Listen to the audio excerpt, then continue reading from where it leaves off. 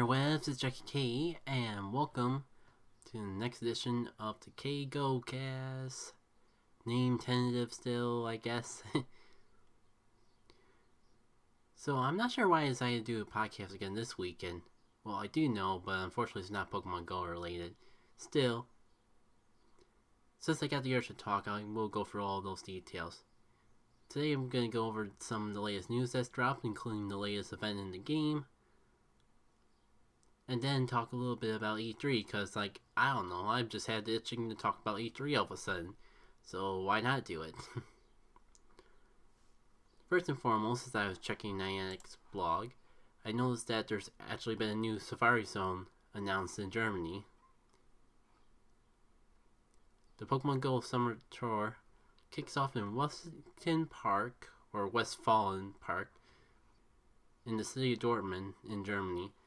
Actually, I'm not sure if this was part of the big announcement they announced at the same time as Pokemon Go Fest.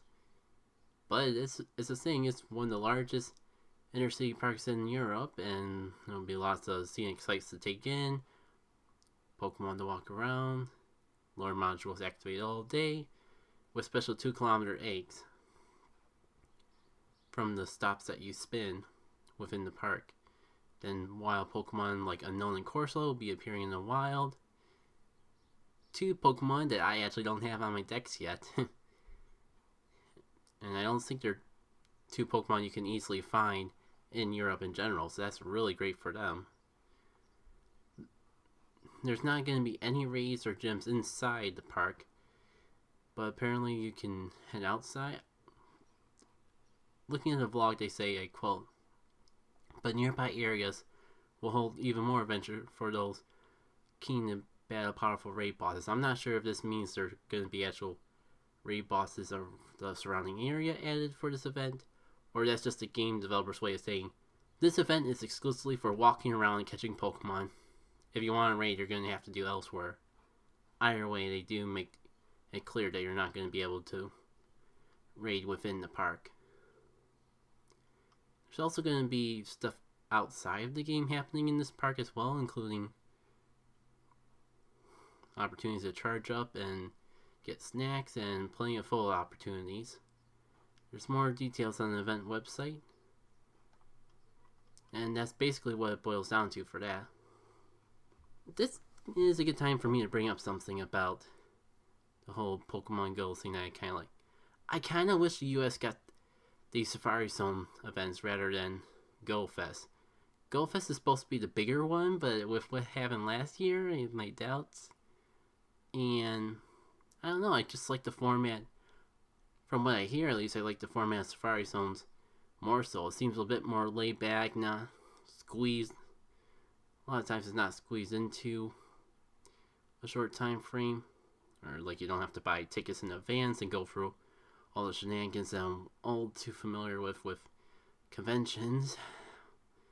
I think that's the big thing, like the fact that with GoFest in the US, they kind of turn into a big event that just makes for a prime opportunity for people to scalp it.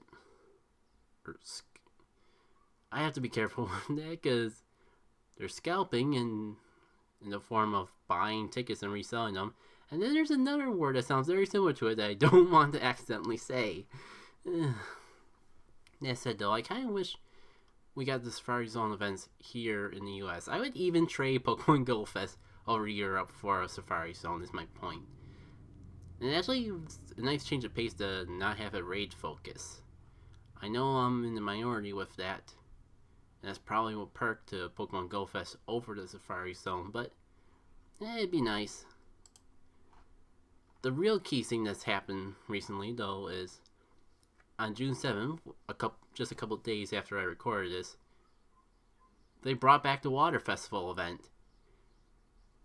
The last event, we got Adventure Week again from the previous year. This time, the water event came back. And it seems even better than ever. Like how they've been doing events lately.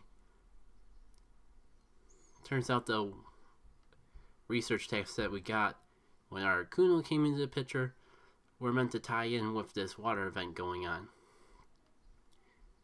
So not only are water type spawns increased, you can catch water Pokemon everywhere, and you get more experience and Stardust from catching them. There'll be extra 2-kilometer eggs that hatch even more water Pokemon, and you'll get extra candies and Stardust for everything you catch. In addition, guess who's back as a raid boss? It's my favorite water whale, Kygore. I actually got a bit of a story for that for later though, but with Ho-Oh out of the picture, instead of going into a completely new Pokemon, they decided to bring back Kyogre. And like they've been doing when bringing back raid bosses lately, you can actually find his shiny form if you're lucky enough to get one in a raid. One thing that you may not know is if you are lucky enough to find a shiny Pokemon, pinap it. Shiny legendary Pokemon always have a 100% catch rate, so as long as you make contact with it without it attacking you during that time frame, you'll catch it. Like, as long as it gets in the ball, it is yours. So it's a prime opportunity to get extra pinap berries, as well as just the fact to have a really rare and cool looking version of a Pokemon. Personally, I kind of like the blue of Kyogre a little bit more than this pinkish one, but I feel like calling it a pink Pokemon is a bit of an insult, because this is not a bad shiny form. And in addition to shiny Kyogre, Shellder now has a chance of being shiny, so even if you can't raid, you still have an opportunity to get a new shiny Pokemon for your collection. I think that's everything with that particular event. They did swap around the raid bosses as well, like they usually do for events, making it a little bit more focused around water types. If you give me a second, actually, I'll read off a list. Here we go. This is the current list of Pokemon that appear in raids since the introduction in the water event. For the first tier, here we go. Should have just gone to my good old friend Pokebattler.com in the first place. For tier 1, the easy solo raids, we got Kabuto, Aldomite are back from the Adventure Week event. Magikarp is still around, but we also got Shellder and Wailmer in the level 1 raids. Again, this is the easiest level of raid. Anyone in level 20 can do these easily, and even if you're not, you still have a good chance to do it by yourself. Level 2 tier raid bosses include Croconaw, Marshtomp, Mawile, and Tentacruel. With Mawile obviously being there just because they want to keep the raid exclusive shiny Pokemon just always in the raid, so you never miss out on it. Besides that, though, nothing really stands out, I guess, if you're still looking for a feather alligator or a marsh swampert, for your Pokedex. Those aren't bad. Besides that, though, nothing really sticks out. It's more so you do these raids for the Dex entry, if even that. Tier 3 includes Machamp still, Sharpedo, or I should say, Machamp is still around. But we also got Sharpedo, Starmie, and Vaporeon. Pretty interested about taking on a Vaporeon, because last time evolutions were in the raid rotation, I was a lowly player who was still struggling to solo level 3 tier bosses. So it'll be interesting to be able to take on an evolution with how much I've grown since the last time they were around. Though it should be mentioned that soloing is more so the high level players. If you're around, if you're under level 30, and even if you are a little bit above level 30, you may want to bring a friend or two just to ensure that you can beat these bosses. The tier 4 includes Absol, because we gotta keep the raid exclusive shiny in check still. Aragon, which is not really fitting the theme, but still a popular Pokemon along with Tyranitar. You pretty much have to keep Tyranitar in tier 4 or else people will riot at this point. So that's probably why that's still there. And the new quote-unquote thing for tier 4 is Waldron. Not really the most exciting thing they can throw in a tier 4, but it is a good alternative to Lapras. Though this would have been a fine opportunity to have Lapras for the raid boss, considering how great of an ice type it is, but as I've talked about before on social medias and the times I made budget raid guides and that, Waldron is an excellent alternative to Lapras, but it's hard to recommend wasting a raid pass on it because of the fact you can just get Seal so easily, especially during this event that's surrounded around water Pokemon. Still, if you're struggling for a good Waldron, this is a way to get it as well, I suppose. Is there a bird?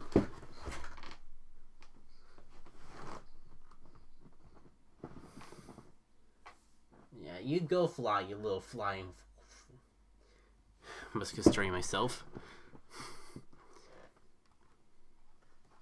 Pardon me. And if I didn't say already, you cannot solo a tier 4 boss. There was some speculation, because apparently if Sharpedo was a tier 4, it would be the first Pokemon ever that could be soloed, taken on with one person in a tier 4. But since that's not the case, yeah, you're going to need a bunch of people in order to take on these tier 4s. And last but not least is a tier 5, and currently the only thing that's in there is Kygore. While I'm on the site though, it does make me realize that the only legendary Pokemon that we have yet to be introduced into the game is the Reggie family. So I guess there was a bit of speculation that this was going to be the time we got them, but clearly this event was introduced to try to stall for a bit more time so they don't forego for the last legendary Pokemon to us that simply. I know that people are speculating that they'll be coming soon, but honestly I don't know if that's going to be the case. The more they delay releasing the Reggie family, the more I start to wonder if my little inappropriate speculation of using the Reggie family as a bridge between Gen 3 or 4, from Gen 3 to Gen 4, has more weight than I previously gave it credit for. Initially, the basis for this theory is that Reggie Rock, Reggie Ice, and Reggie Steel are all Generation 3 Pokemon. But they're all similar to how Kyogre and Groudon are tied to Rayquaza, and how the legendary birds are tied to Lugia. The Reggie family is actually tied to a Pokemon that's introduced in the 4th generation, Regigigas. So how the theory would go is that they release Reggie Rock, Reggie Ice, Reggie Steel, either one, take it away and then introduce the other, and then the other, or even doing all three at once, and then introduce Reggie Steel, Regigigas, at the same time you're introducing Generation 4 into the game, using Gen 3 Pokemon that tie to Gen 4 as a bridge from one generation to the other. Granted, this is a really speculative theory, and I'm just more thinking like it would be cool if they pulled it off. Then they should actually do this, or I'm expecting them to do it. But it would be cool if they pulled it off. Either way, I got a strong feeling we still got quite a while for Generation 4 comes out. And I think we got a couple more raid rotations before they introduce the last of the Gen 3 legendaries. Now, since this event is only a couple days old, I haven't had too much time with it, but I'll admit I've had a couple days where I've had only one day where I've gotten a huge amount of exposure to this new event. Thankfully, it was just last night, and there was definitely water Pokemon all over the place. And a lot of them were Pokemon I already had a lot of, so it was tempting just to walk by them. But then I realized how many of them had the potential to be shiny. That really made me push me to keep looking for them. In fact, this event probably has more shiny Pokemon, or should I say Pokemon that could be shiny, featured in it than any other event that we've had before. Let me just pull up a list of the shiny Pokemon in the game currently, and I'll tell you exactly what I mean. So here's a list of all of the water types that can be shiny. Magikarp, Luvdisc, Wailmer, Kabuto, Kabutops, Almite, Almastar, and Shelter. Okay, I admit that I kinda cheated with listing out the evolutions of some of them. So even though I listed 8, it's more like 6 in their evolutionary family that are shiny Pokemon that you might find more of during this event. 6 shiny Pokemon to hunt for.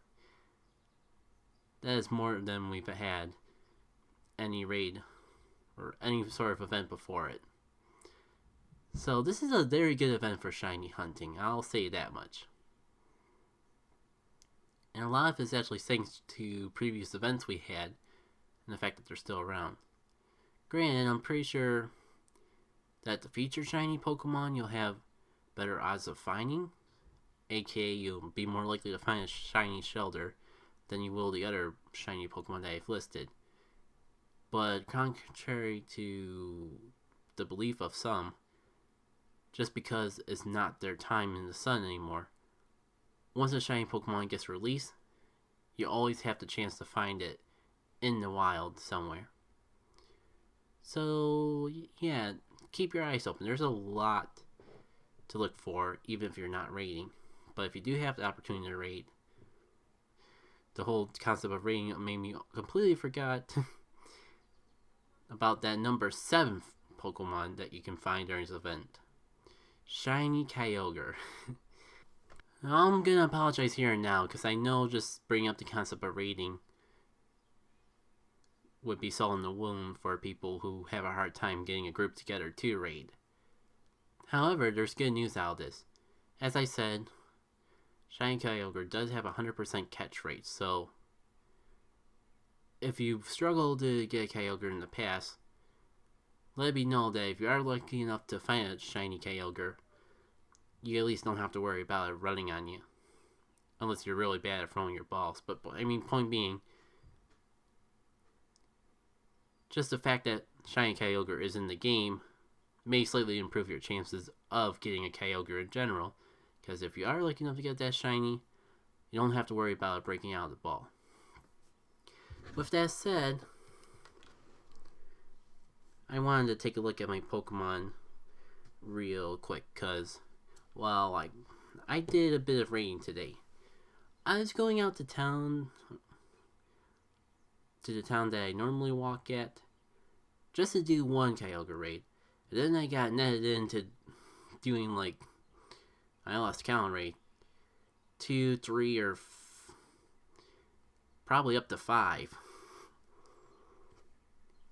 And I think I got, while I didn't get a shiny Kyogre out of it, I'm pretty sure I got a pretty darn good one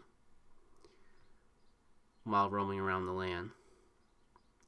Let's see, 1, 2, 3,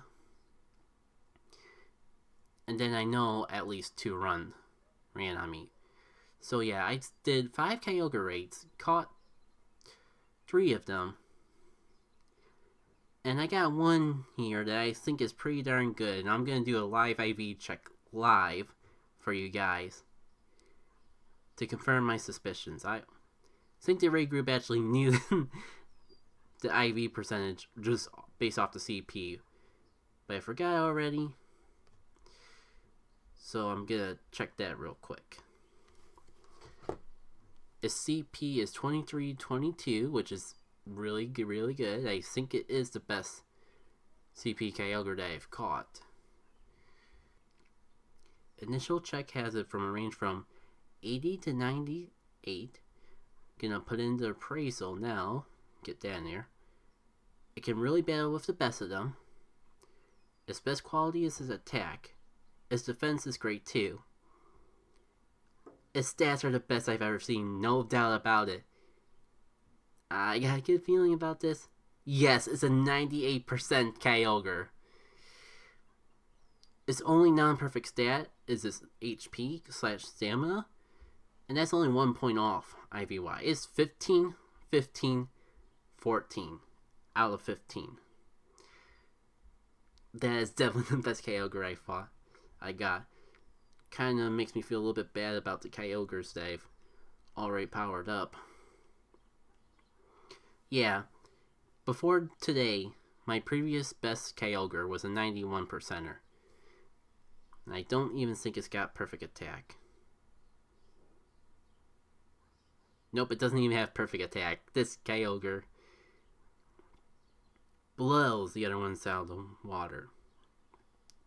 It's just a darn shame that I've actually powered up 2 of them already.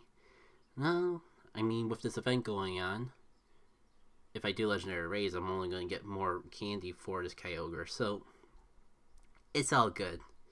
The only way this could possibly be better is if it's shiny. And one of the Kygores I caught, I did actually catch on Peanut Berry. Actually, I think I did, no, 2. 2 of the 3 Kygores I caught were on Peanut Berry, so that literally makes up for the 2 that ran away. By the way, kiddies, never pin up your Kygores unless you know that you're never going to use them, because it's not a good idea to pin up Kygores. It does not help you increase your odds to catch them at all. The only reason I did it was for the lows, and that's actually how the other 2 ran away. They were just so low in their combat power that I knew that I wouldn't be powering them up. So I thought the possibility of extra candy would outweigh actually having them. Anyways, is there anything else I want to talk about in regards to Pokemon Go before I go on my off-topic tangent? I think I said I was going to talk about some E3 related topics in this podcast, but I think I'm actually going to save it for a separate one. Everyone's starting to get home and settled, and I think I might want to do this on another day anyways. So instead of doing it in one big podcast, I'll separate it into 2 separate ones. Before we go though, I do want to do a little advice segment still, especially since I'm not over an hour already. So with Kygore coming back, I think this is a good time to just give a brief overview of things to bring against Kygore. So here's the rundown when it comes to Kygore. Brought to you by my good old source, PokemonBattler.com. They have a guide, which if I recall, I will include a link directly to the guide in the video description or so. Otherwise, if you go to the PokemonBattler.com site, it should be right on their homepage. Giving you a quick rundown of what's on here though.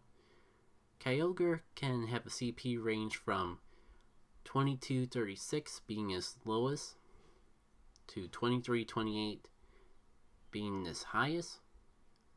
That is the CP of a perfect Kygore outside of the rain. If it's in the rain, then it'll have a CP range of 2796 to 2910. If you're going up against a Kygore, it will always have Waterfall as its quick move. but it can have one of the following charge moves: Hydro Pump, a water type move, Blizzard, an ice type move, and Thunder, an electric move. So if you can get advanced knowledge on which charge move it has, it could help you decide what Pokemon to bring against this thing. As for the general counters that are the best of the best, the source lists Raikou, Zapdos, Groudon with Solar Beam, Latios with Solar Beam, Venusaur, assumingly with Frenzy Plant, and Alolan Exeggutor. Raikou's always a good go-to, just one of the most powerful electric types out there, and doesn't have the weakness to the potential Blizzard that it could be using against you. Groudon, I suppose it's in there just because it has good raw power, and the fact that Kygore could have an electric move would allow it to resist that. So Groudon with Solar Beam is actually a good counter, specifically against Thunder Kygore, though it may be able to hold its own against the other forms of Kygore as well. Similar thing with Latios, because it resists both water and electric. But when it comes to resistance, Alolan Exeggutor is key. The fact that it's a dragon grass type, and the only one in the game, if that Kyogre has Hydro Pump, it's gonna beast those attacks. Granted, this also leaves it extra vulnerable against a Blizzard, because both its types are weak to that move, so keep that in mind. It'll also double resist Thunder, which probably is why what really puts it up here so high on the list. If those Pokemon are too high taste for you, if you did not have an opportunity to get them when they were around in raids or research, and Alolan Exeggutor escape your grasp like I did, or like the good high quality Alolan Exeggutor I want escaped from my personal grasp, here are some alternatives that may be a little bit easier to find. First and foremost, a Venusaur is still good and fairly accessible to get. Not the most accessible Pokemon in the world, but definitely more accessible than some of the other high counters against Kyogre, and definitely worth using if you got a good one. And if not, it's worth to take the time to hunt one down. Ideally, you'll want to have gotten this Bulbasaur and evolved it during Community Day, where it gets to move Frenzy Plant.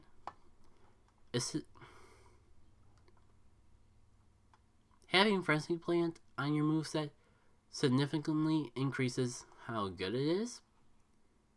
However, if you weren't fortunate to get a Venusaur during Community Day, a Solar Beam Venusaur will still put in work. It's not quite as good as Sceptile or Alolan Exeggutor without Frenzy Plant, but it does outperform the next best Pokemon to use in general, which would be Victory Bell. Victory Bell is one of those Pokemon that are good to use if you don't have any of the Pokemon above,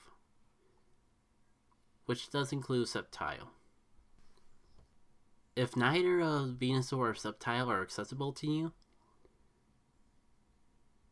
and you didn't get a good Alolan Exeggutor during the event, the next best thing to go for would be Victory Bell. Not a high recommendation,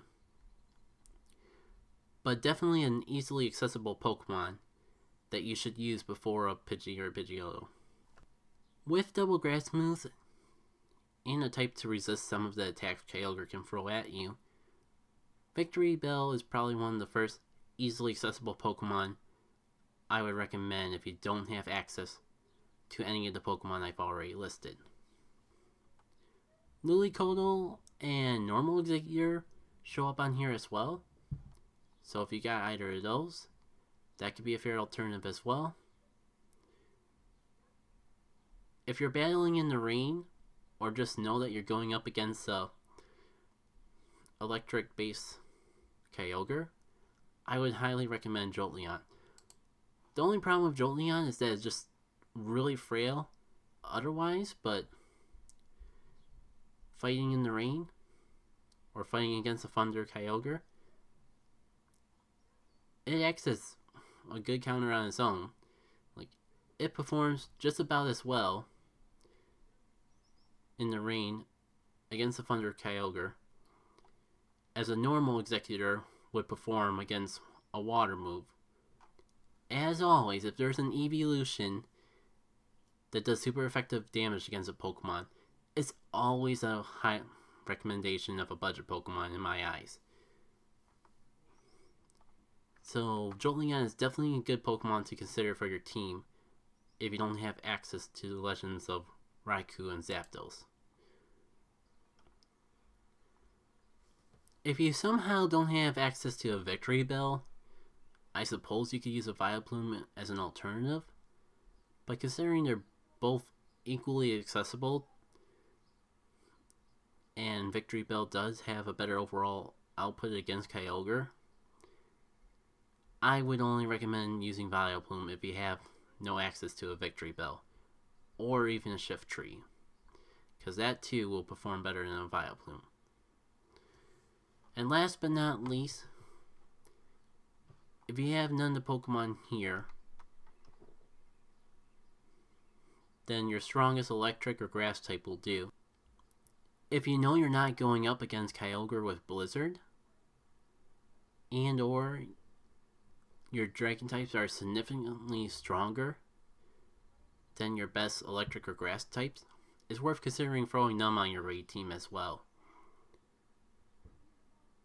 While you won't be getting any super effective damage, which is usually key to fight against a raid boss, Dragon Pokemon just have a tendency to be immensely powerful and able to dish out raw damage.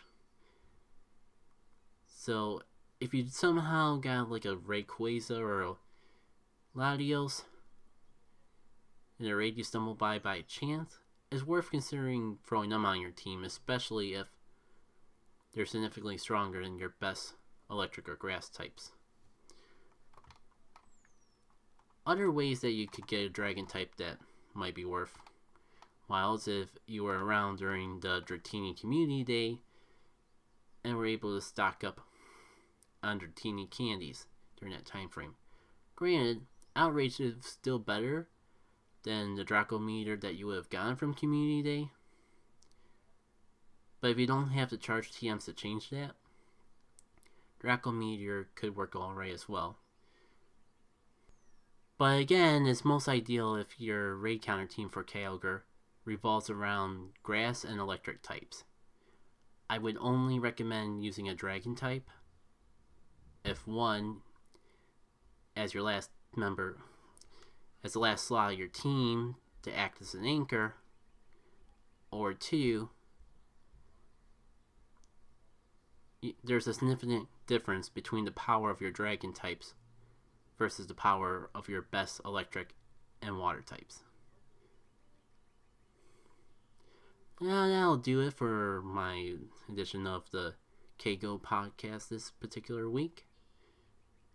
Apologies for my hesitation. Once again, I did this on the spot. And unlike last time where I was willing to take the time to go through and review all of it, I'm trying to prevent that by doing it all in one take. That didn't exactly go through in one take, but it went through in less takes than the previous week. So apologies for hesitation in advance. Thank you all for watching though, and if I do get around to it, I do want to talk about E3 this weekend. If I do talk about it though, it will mostly just be focused around my predictions and wishes from Nintendo's presentation, just because those are the consoles that I have the games for.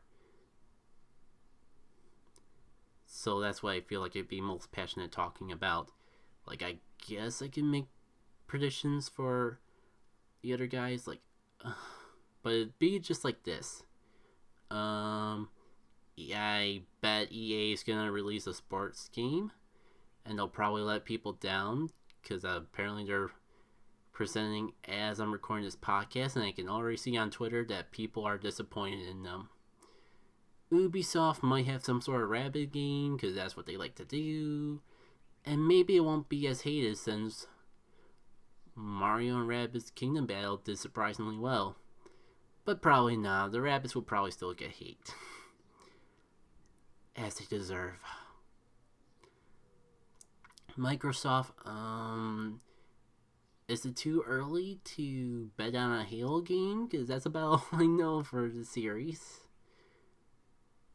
It'd be nice if they did stuff with Rare, but I feel like Rare is basically dead. Sony... Only thing that comes to mind is Sony Sly Cooper. It's been a while since the last one, and that's one non-Nintendo series that I have any remote interest in. I guess another Ratchet and Clank game would be cool too, but I never really played those. They just look cool. This is why I don't do predictions for things outside of Nintendo consoles. Look at how bad it's going. Thankfully, I can put you all down the misery of hearing me talk about that. Because that's all I got. If you hit that... If you're on YouTube and hit that subscribe button up there, you'll be sure to know if I actually go through with doing E3 talks. Specifically if you hit the bell as well. Otherwise, you'll just get general uploads or whatever YouTube decides to upload. I don't know, I've been having pretty good luck finding what I want without hitting the bell, but every content creator I know insists you gotta hit the bell, so if you want to be sure not to miss out on that E3 talk, you probably should hit the bell. Plus, I do stuff on YouTube besides podcasts, and I personally think that they're a lot better quality than this thing. Even the 5-minute videos of just me drawing Fire Emblem heroes, I for some reason feel have better commentary, at least sometimes, than this. And I actually have a new playthrough that I'm planning to upload to the channel very soon. It's going to be my first impressions of Mega Man X. And I've actually taken the time to sit and edit that. So I think that would be worth your time as well. With all my plugging out of the way though, I think I'm ready to close things off for real. Take care.